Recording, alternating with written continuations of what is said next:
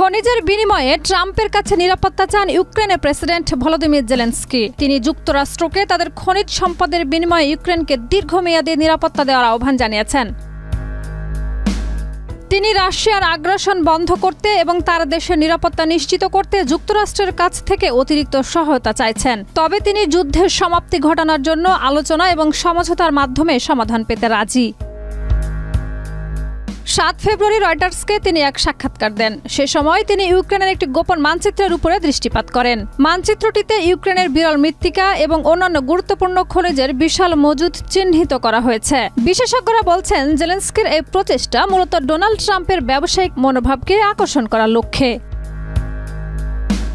Donald Trump ইউক্রেনের খনিজ সম্পদ পেতে আগ্রহী। তার সেই আগ্রহের সূত্র ধরে ভলোদিমির জেলেনস্কি জানিয়েছেন, তিনি যুক্তরাষ্ট্রকে খনিজ সম্পদ দিতে রাজি, তবে বিনিময়ে ওয়াশিংটনকে ইউক্রেনের নিরাপত্তা নিশ্চিত করতে হবে। পাশাপাশি তিনি যুক্তরাষ্ট্রের নির্দেশনায় রাশিয়ার সঙ্গে যুদ্ধ বন্ধেও রাজি।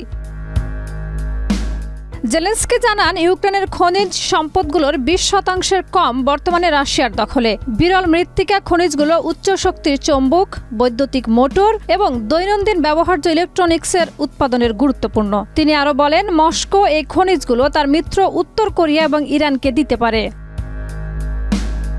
ট্রাম্প আশা প্রকাশ করছেন যে পরবর্তী সপ্তাহে জেলেনস্কির সাথে কথা বলবেন। জেলেনস্কি বলেন, তার অগ্রাধিকার হবে ইউক্রেনের নিরাপত্তা নিশ্চিত নিয়ে কথা বলা, যাতে ভবিষ্যতে রাশিয়া আরেকটি আক্রমণ করতে না পারে। তিনি জানান, এরই মধ্যে তার দল এবং ট্রাম্পের জাতীয় নিরাপত্তা উপদেষ্টা মাইক ওয়ালজের সঙ্গে নিয়মিত যোগাযোগ রয়েছে।